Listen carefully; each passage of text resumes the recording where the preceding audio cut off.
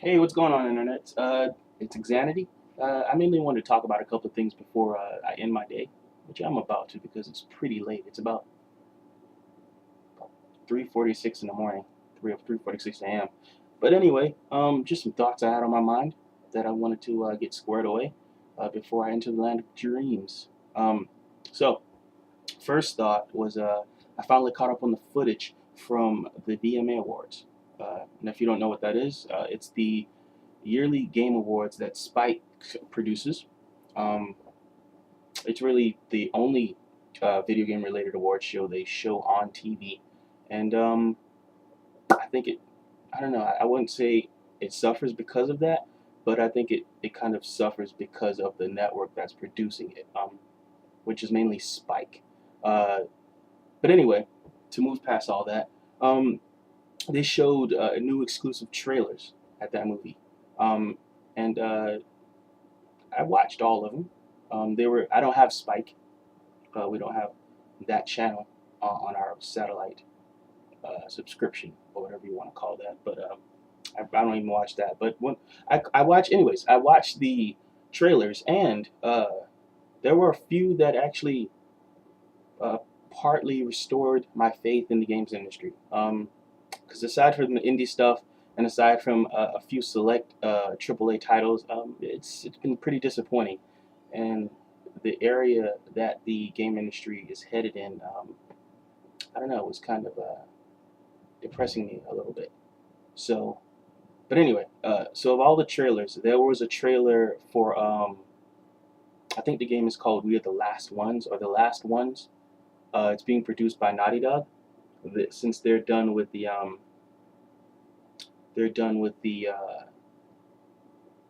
God, man, I am forgetting things. They're done with the Uncharted series, and so this game pretty much takes pretty much all that they've learned. I'm guessing because very cinematic. The animation is top notch. It's beautiful. The environments are well thought out and well designed. It looks like the environments are lived in. It looks like they're believable. The lighting is amazing. The textures are awesome. Um, and again, like the really good acting talent. One character had a noticeable resemblance to Ellen Page, and I think it is Ellen Page actually. But yeah, it looks like a game about zombies, but don't let that scare you. It looks like a really interesting take on zombies. And just go watch the trailer. I'll put it I'll put a link in the comments, not in the comments, but in the details section. So check that out. You owe it to yourself. It's PlayStation exclusive, but don't let that stop you. I mean, it's a really cool trailer, and I like where they're heading with it. I like where they're heading with it. It restores my faith, like I said before. The second trailer is the new Transformers game. It's just epic, and it uses a song by Pussifer.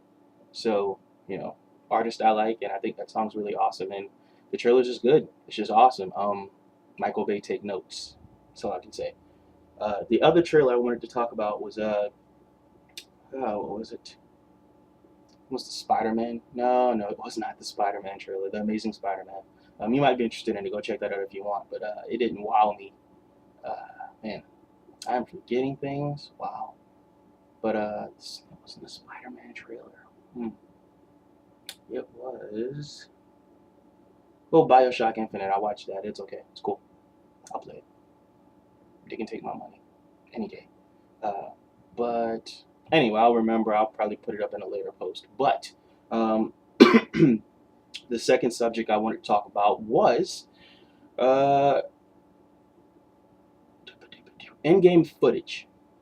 And what I mean by that is, after most trailers these days, they have to put in-game footage in big font, usually a bright color. And I don't think that's necessary. In fact, it's kind of annoying to me. I mean, I don't care if your game is CG. Um, if the trailer is CG, when it comes out, the truth will be known. I mean, and I'm pretty sure before most games come out anyway, they release in-game footage. They release gameplay footage. So if you have a really cool trailer, don't ruin that at the end with like in-game footage. Like usually you can tell anyway. And if you're trying to impress us with the graphics, like you're saying, oh, this. our rendering engine is so good, we don't even need to do CG. You know, the game looks amazing. It doesn't matter really much these days. Everybody's used to the fact that game engines can do pretty decent graphics these days. You know, the wall that was between CG and real time game engines is getting smaller and smaller and smaller. You know, next generation I expect some leaps and bounds, especially when consoles can do DirectX 11 effects. But anyway, I digress. The last thing I wanted to talk about was video game downloads. All right. I realize that technology is progressing at a pretty fast pace, um, uh, impressive even. But I hate the fact that when you buy a game, especially a single player game, um, and you come home and you install it, and I'm talking from a PC perspective. I sold my console a while back.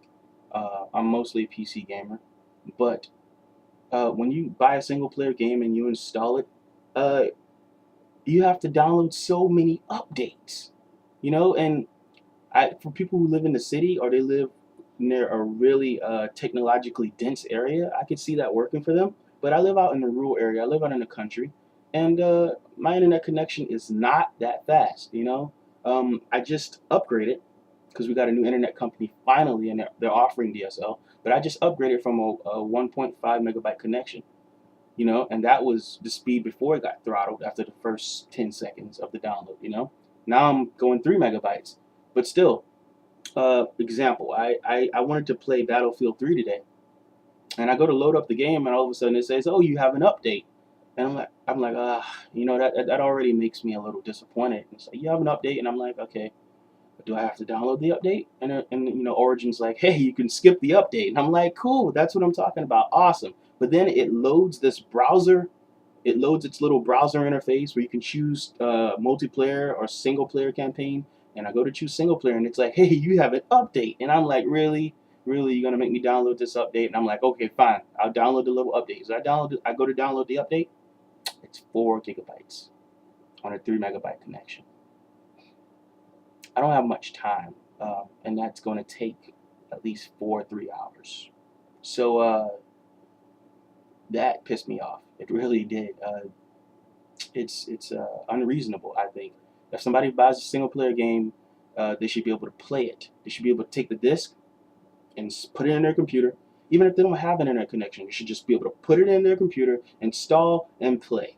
If there is a patch or something you want to fix about your game, and I have qualms with that too, uh, if there's a patch or anything, it should be up to the user whether they want to install it. You should not make them go, hey, 3 gigabyte patch. Install that before you can play our game again, even though you bought the disc. Now, another game I had a problem with this with was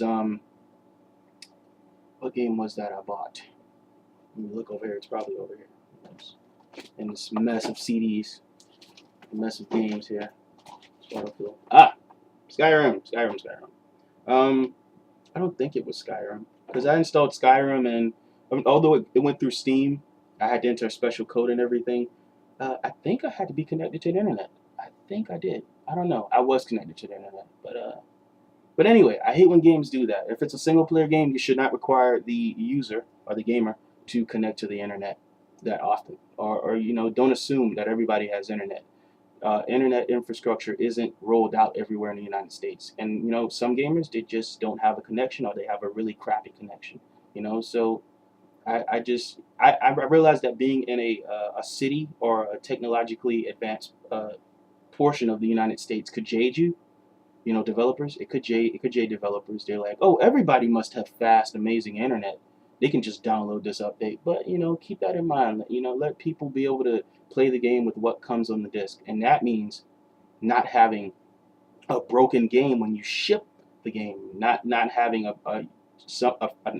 problem that you know that you need to fix before the game's even playable. Something that could break the game, and you're like, hey, we'll just fix it in a patch after the game comes out. Please don't do that. But anyway, so I guess in summary, developers, uh, please let the single player gamers play their games without forcing updates. It sucks. It's especially 4 gigabyte updates. I mean, come on. Not everybody has super fast internet. You know. I mean, sometimes I even have to tether. You know. So it's yeah. you know. And secondly, developers, uh, if a game's if a trailer is made from purely in-game footage, we don't need to know all the time. And I realize some people pull stunts, like that stunt Sony pulled at one of the E3s, where the wow, Killzone game, that trailer was all CG. Um, but I mean, when the final game came out, it was decent. It was really close actually. So we didn't, you guys don't have to say in-game footage blinking, annoyingly blinking right in front of our face, shoving it down our eyes. Don't do that. It's not necessary. Let the trailer speak for itself. And even if it is CG, if it's good enough, like that Dead Rising trailer, it just gets us interested in the game. And if your game is crap when it comes out, we will let you know. We will. And let's see, is that everything? Yeah. So, um, my faith in, I guess not just games, but my faith in AAA games is getting restored just a little bit. I still wish there was more innovation, even though there is a little bit. But I like what Cliffy V said. I looked at a interview with him, and it's true. You become a slave to your success, and that forces sequel after sequel. Um, but there's different levels of that. There's an Activision level where you just keep going and kill your franchise, and there's the Insomniac way to do it. Where Uncharted 1, 2, and 3, they were decent. Now they're done with it. They're not trying to kill their franchise. Ubisoft, I think, does decently for now, a decent job with the Assassin's Creed series. It's okay. And oh yes, I remember the game now. It was freaking really late, but it was Tony Hawk HD. Now going back to Activision and what they did to the Tony Hawk series, they freaking milked it and killed it and buried it, and then took the casket, they dug it back up, and they put it in a vat of acid. That's what they did to that series. But Tony Hawk HD, it looks like they're going back to their roots. They're doing what they should have done a long time ago, and make a Tony Hawk that is Tony Hawk. I still have my 64. I still have my original copy of the first Tony Hawk game, Tony Hawk 2. And when I put that in, it's still fun. Something that I think the later games were missing. It had something. I can't really exactly tell you what it is right now, but it had that special something. It gave me weird feelings inside. Fun feelings, happy feelings of grinding, getting combos. It was amazing. And, speaking from a purely visual standpoint, I was watching some footage from Tony Hawk Project 8 for research yesterday, and the environments seemed a little claustrophobic.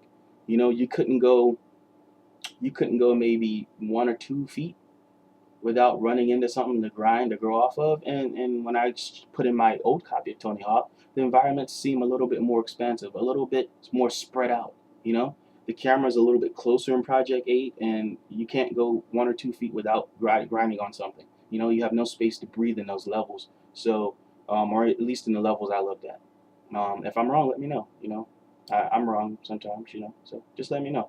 I love to be corrected, and I love to learn. So if you guys have any comments on anything I've said in this past, I don't even know how long it's been. If you're still here, thank you. But that's about it. That's all I was thinking about today, and I just wanted to get that off my mind. Yeah, you guys have a good day. Keep gaming. Stay jacked in, and I don't know. I'll see you on my next video.